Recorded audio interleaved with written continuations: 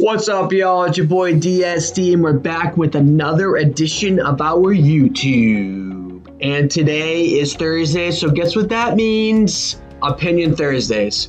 So today I'm going to be talking about why the Minnesota Vikings are bad and what needs to be done to fix them. Stay tuned for the video.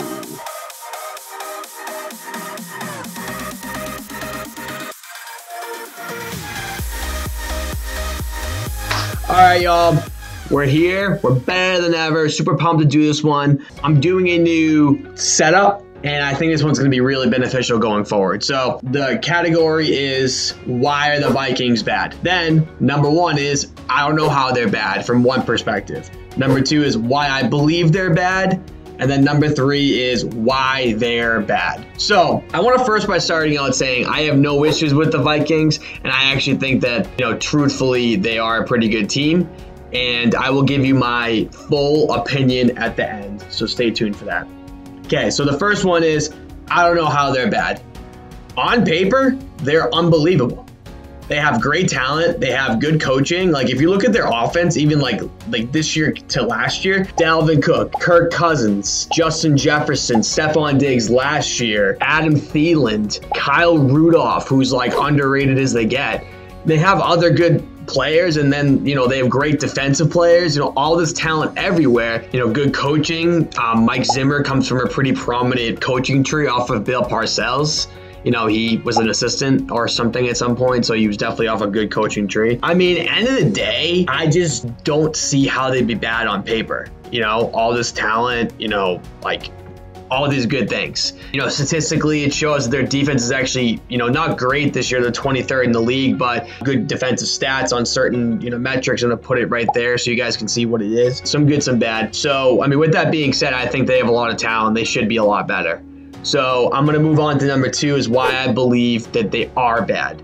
So I'm going to look from a different perspective and say their defense stinks. The stats that really matter, they are not good in. I'm going to pull it up on my phone. So there's a few of them. In passing yards, they're 23rd in the league, which stinks. Points, they're 23rd in the league, which stinks. Rushing attempt, they're 20th in the league. And passing TDs are 24th. How are you going to be competitive if you're letting up 1 billion points every week, right? They look good on paper, but they let go of their most prominent guys. I think there's three of their starting secondary they let go last year, didn't bring them back.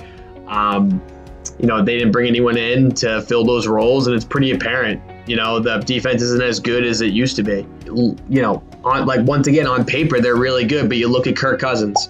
Kirk Cousins, he is the most empty stat quarterback I've ever seen, right? He looks great. If I'm gonna be honest with you, I believed at one time Kirk Cousins was really good and I really liked him. He just doesn't do it in big situations. I mean, there's a lot of stats to prove that. He just doesn't have it in big moments, I think. It looks like they don't have any leadership. They traded Stephon Diggs, who was a vocal leader in the locker room, and he's probably thank God I got traded because he's having a great year in Buffalo. And then at the end of the day, their coaching isn't good enough. Mike Zimmer is just signed up. I think he is he's on the end of his deal, and he's been bad. I mean, they're 1-5 for a reason. Statistically they look good, but I don't know. I don't really feel great about them. Good, not great. And then I want to move into why they're bad. In my opinion, it's split up to 3 different things. Number one, Kirk Cousins. It's on him.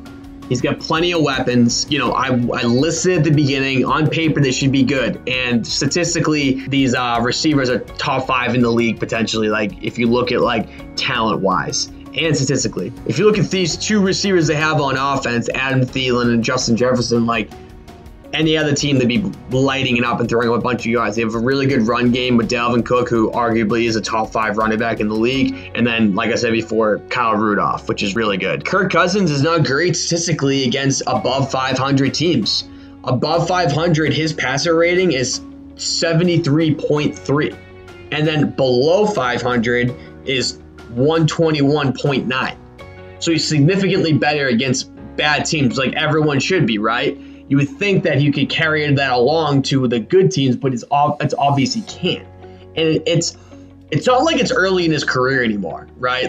I think the first year he was in Minnesota was a little bit of a hoax, not a hoax, but it just wasn't a good indictment on him. And I thought there's a lot of things that went wrong, so it wasn't totally on him.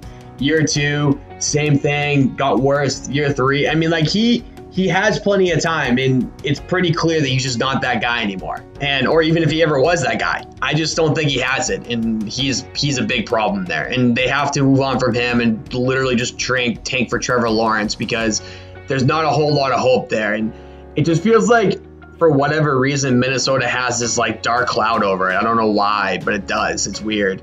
Then you got Mike Zimmer, who stinks. I thought he was a great coach. I did. I thought he was awesome. He has to get fired. Has to. At the end of this year, he's got to get let go. They got to let go of the GM, and they have to start making some moves. You know, bring in different internal guys, all this, because no one wants to sign in Minnesota, right? It's just, that's a problem for like a lot of states, but primarily Minnesota. So they're going to have to draft well. And wouldn't you know it, they drafted pretty well. They brought in good players, good defensive players, good offensive players, but they couldn't coach them up.